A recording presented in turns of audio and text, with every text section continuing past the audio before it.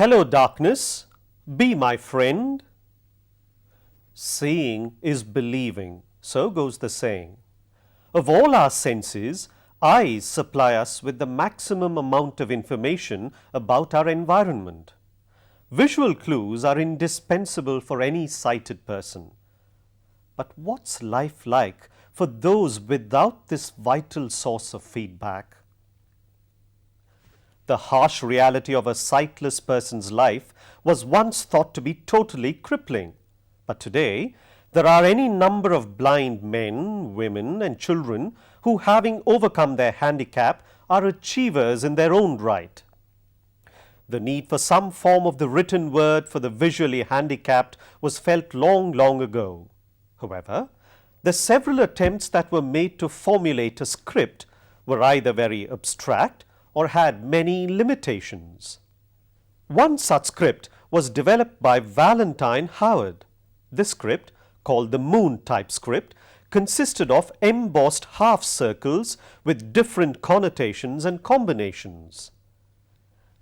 The first breakthrough for the blind came when a concrete form of a script was finally worked out. It was developed by Louis Braille, who had himself lost his sight in an accident. Braille spent 3 long years before he developed the 6-dot configuration of the language. The initial response to Braille's efforts was disappointing. Here is Mr. Kripanandam talking about the initial responses to Braille. Once Braille gave all the codes to alphabet and other contractions, the initial response was not very encouraging because United States of America, Britain and other European countries, they were using many other kinds of codes, as a result of which the Louis Braille code was not fully accepted all over the world. However, he has given codes, music notations, contractions.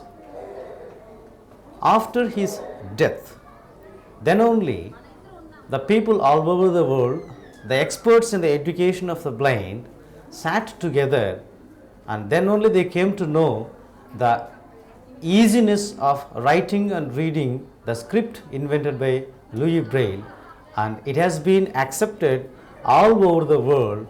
At present, we are following the same codes with little modifications. The 6 dots of the configuration together form a unit called a cell. It is with these 6 dots that various letters of the alphabet are formed. The Braille language is based on combinations of raised dots embossed on paper. These dots are embossed from right to left, but read from left to right like a regular script. Each alphabet has its own symbol. For example, A, B, C. Every language has its own phonetic characteristics. These have also been incorporated in Braille in the form of codes and contractions. Coming to the finer aspects of the Braille script. Braille script is mostly written with the 6 embossed dots. With these 6 embossed dots, 63 combinations are possible. So what Braille did was to attach a code to a letter.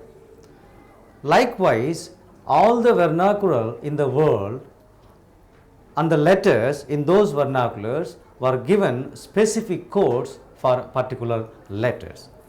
At the same time, when it comes to English language, we will be using many prefixes, suffixes and lot of punctuations, as a result of which Braille has taken all the suffixes, prefixes into consideration, and instead of writing those all the letters, he has given a code to each suffix and prefix. For example, if we want to write CH, we need not write C and H separately, but what we have to do is we have to punch the dot 1 and punch the dot 6. that makes CH. It is a prefix. At the same time, if we want to write ED, it's a suffix, what we have to do is, we have to punch the dots 1, 2 and 4, 6. Likewise, SH, GH, ED, ER, ING, able, many contracted letters and words are put into this Braille script. Coming to the punctuations, because punctuations are an important aspect of the language, Braille has facilitated the punctuations into the codes. For example, suppose if you want to write bracket, what we have to do is, we have to write 2, 3, 5, 6. If we want to write, close the quotations, we have to use the dots 3, 5, 6. The Devanagari script has many orthographical variations. How has Braille in Hindi dealt with it? English is not completely a phonetic language because we write letters and we go by spelling. But when it comes to Devanagari and our own languages, they are completely phonetic. For example, if we want to write a letter 3, what we have to do is, we have to divide that particular word into the other letters. For example, when we want to write 3 in Braille, what we have to do is this: dot 4, sa, dot 4, ta, ra, yi. Suppose if we want to write Rashtra, we have to divide it. Ra, a, dot 4, sha, dot 4, ta.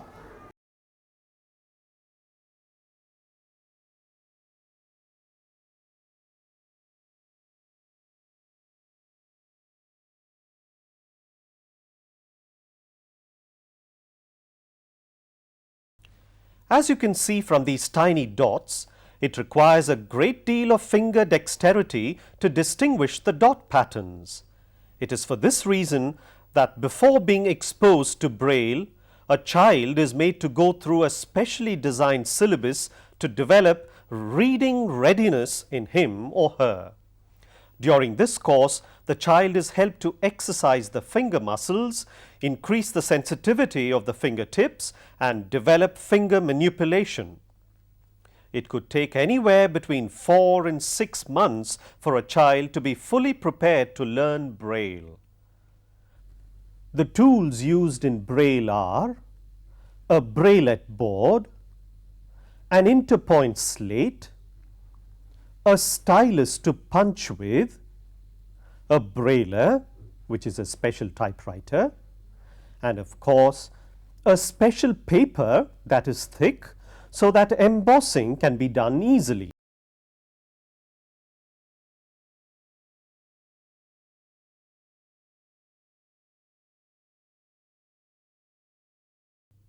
Braille could be written on either one or both sides of the paper. When we come to writing both sides of the paper, there are two systems in writing. One is interline and the second is interpoint.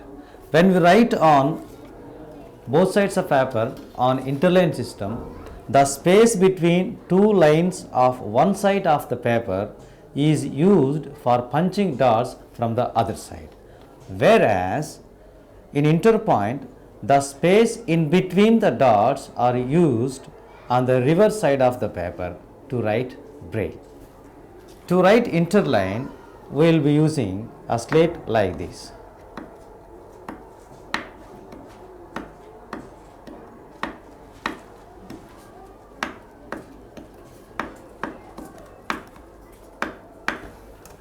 Once the paper is written, the paper is reversed, fixed accordingly, then written from the other side.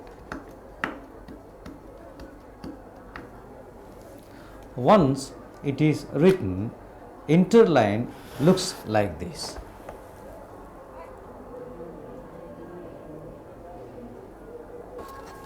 To write interpoint, this slate is used It is known as interpoint slate. We fix the paper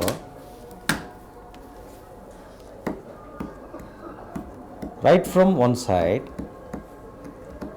Once it is written, reverse the paper, fix it accordingly, and go on writing.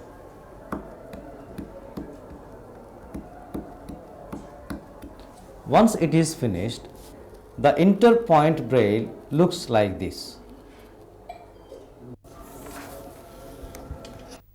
Though mainly a language, Braille has accommodated mathematics into itself too. Its length, breadth and height are 24 meters, 16 meters and 12 meters respectively. Find the cost of rupees whitewashing the four walls of the floor at the rate of 20 pies per meter. Braille is being written in many ways, but mostly basing on its complexity, there are three grades: grade 1 Braille, grade 2 Braille, grade 3 Braille. Grade 1 Braille is only the codes for the alphabet. Grade 2 Braille consists of alphabet, suffixes, prefixes, contracted letters and abbreviations. Grade 3 Braille mostly consists of contracted words very similar to that of stenography. To provide specialized training to those interacting with the blind, the Government of India has set up the National Institute for the Visually Handicapped in Dehradun. Additionally, regional training institutes have been set up in several states to impart training to the faculty of primary and secondary schools for the visually handicapped. At the National Institute and the regional institutes, trainees are first exposed to special techniques for teaching the visually handicapped and then sent to schools for practical training. What about facilities like libraries, games and reading material? There was a time some years ago when none of these facilities was available to these less fortunate people. But slowly things are changing. Today, there is a reasonable amount of reading material in Braille. There are libraries stocking books in Braille on folk and fairy tales, literature, science, and even on such advanced subjects as microcomputers and engineering. There is growing awareness of the reading needs of the visually handicapped. Even popular magazines, such as this, now have special editions in Braille. Braille has kept pace with technological advancements.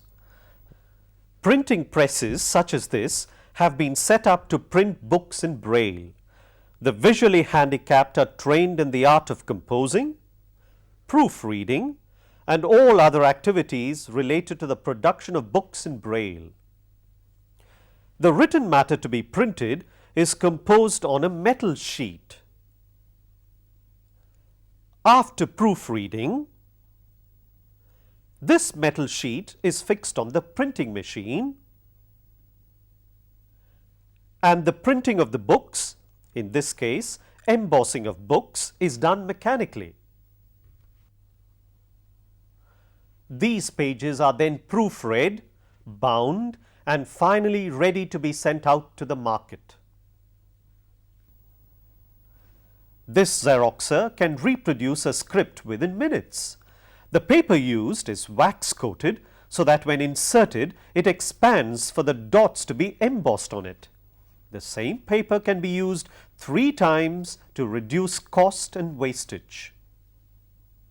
This is the age of computers, and computers for the sightless have arrived too. The Supercomputer Education Centre at the Indian Institute of Science, Bangalore, has done pioneering work for the visually handicapped in the use of computers so that they can be self-reliant. The normal computers communicate through the keyboard and the video display unit.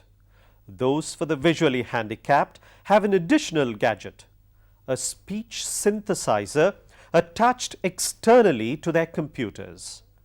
A background program which is loaded onto the computer redirects all the information from the screen to the speech unit. This gadget is of immense use to a blind person because he or she can use the computer by listening to the information which a sighted person normally reads from the screen.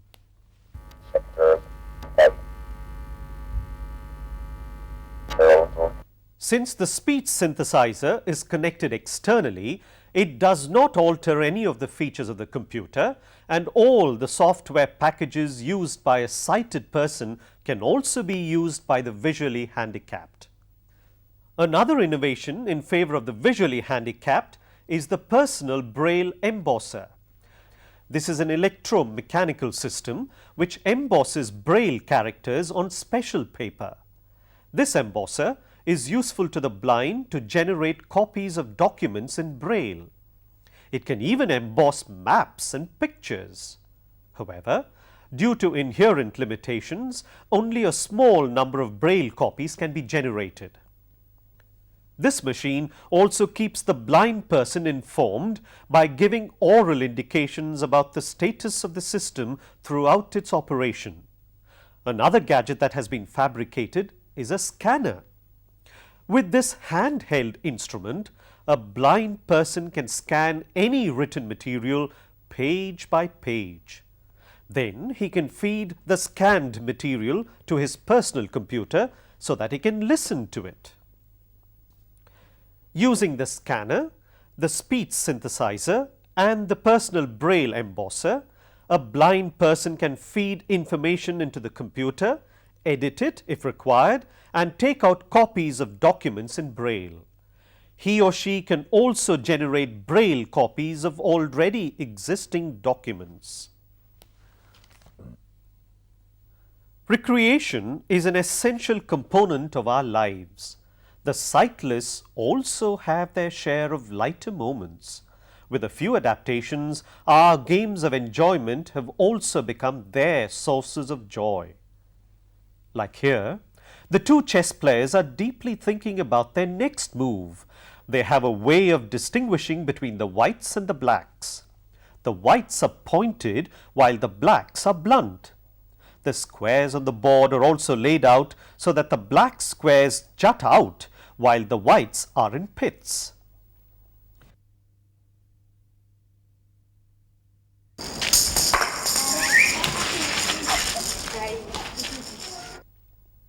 These young boys seem to be thoroughly enjoying their cricket. The ball here rattles to make a sound, thereby helping the batsman to be on guard. It alerts the fieldsman too. Okay.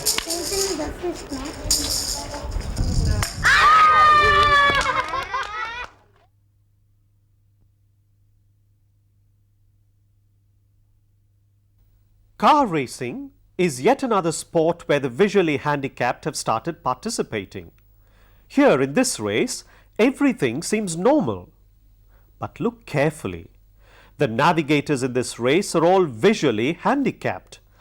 This race has become an annual event in some cities now. Perhaps these innovations and adaptations will help soften the rough edges of the lives of the sightless. After all, every human being, even a child, craves for self-sufficiency. Except for their blindness, are the visually handicapped really any different from us? Their needs, their feelings, their joys, don't they match our own?